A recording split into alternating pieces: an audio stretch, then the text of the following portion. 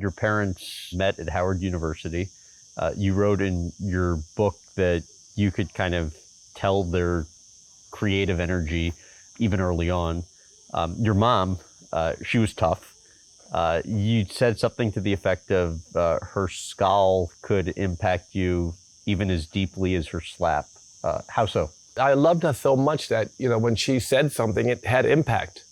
She was a great teacher, and she very seldom would scold me. She was very supportive. If she would ever be cross with me, it would mean everything. So she was an artist as well as my father. They were both artists. And she respected and supported my choices, which were, against the, in black families. I'm 66 years old. Back then, you'd be a school teacher. My father eventually became a professor of black history. These are the highest aspirations. Being an entrepreneur or a promoter of parties or whatever it was I was doing early on, that is not something that my father supported, and something that my mother, she took all her last money and funded some of the work I was doing. $2,000 in $100 bills she gave you, right? Why do I, you know more about me than me. It was about $2,000, yeah. I guess I wrote it in the book, right? Mm-hmm. He studied. That's good, okay. Yes, she did, and that meant everything, right? That was the last time I borrowed from her, and it was obviously very fruitful and great for me. She passed young of cancer. Yes. From what I understand, she smoked until almost the day she died. Wouldn't stop smoking. No. I mean, they say, we think we got rid of the cancer. Okay. We got rid of the cancer. Okay. It came back. Okay. I mean, she smoked, right? Like mom smoked. She didn't, never stopped, and she didn't have much fear of death. Watching her pass, I learned a lot. Like what? She was a bag of bones, but she's like, I never felt her fear of passing.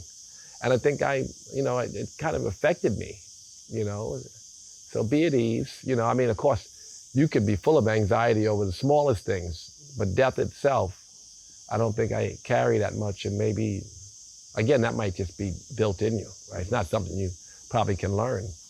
But I don't have a lot of fear of death, and my mother didn't either. What about your dad and passing from Alzheimer's?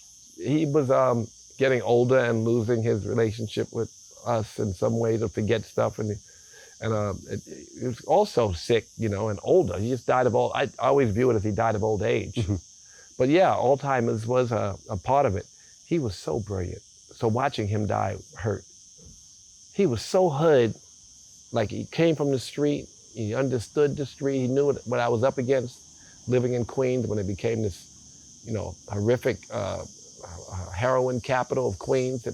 He knew I was up against. He measured the way he spoke to me about it. So he was cool, and I could relate to him. I could share things with him, or even if he found out things he shouldn't have, he could give me advice that was what I could take.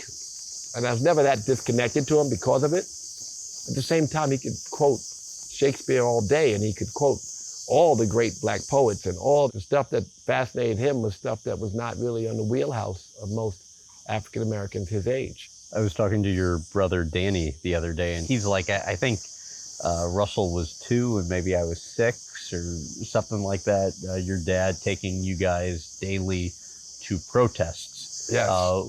One of which he ended up getting arrested at. Yes.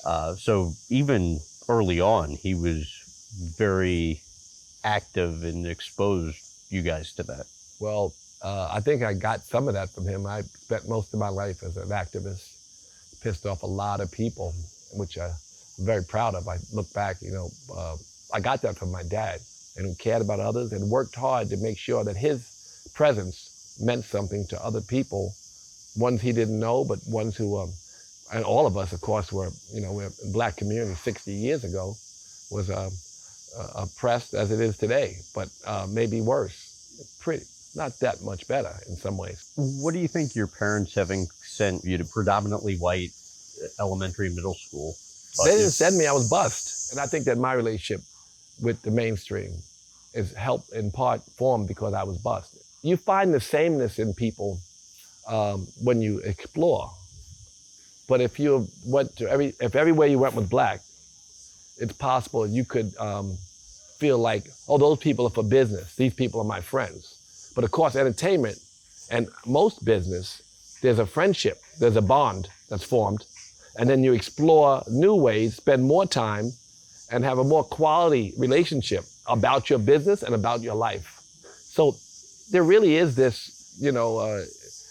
a comfort level that you have to cultivate, right? And I find it, and that might be just my theory, and it might not be right. I really do believe busing empowered people in a way. Of course, you had felt racism. I was chased by white gangs, going to my public school. Yeah, I would run over to the co-ops, and there were white people that protected me, and they were Jewish. But the Irish gang members, they called the Green Way in junior high school, would chase me, and I would run to that co-op. And that's kind of like a history with blacks and Jews that, existed for a long time, right? Tell me about hunting for snakes in Jamaica, Queens. Well, we grew up in South Jamaica, Queens, which, is many years ago, we had a lot of woods. We go hunting for snakes, and they'd be black and yellow snakes and green snakes. The green snakes here are poisonous, so don't pick them up. But the green snakes there were just garden snakes. They could bite you, you could bleed, but so you catch them by the neck. And what made you bring up the snakes? I just something that hadn't been out there about your upbringing. How do you know all this stuff? Like, all right, it's okay, go ahead.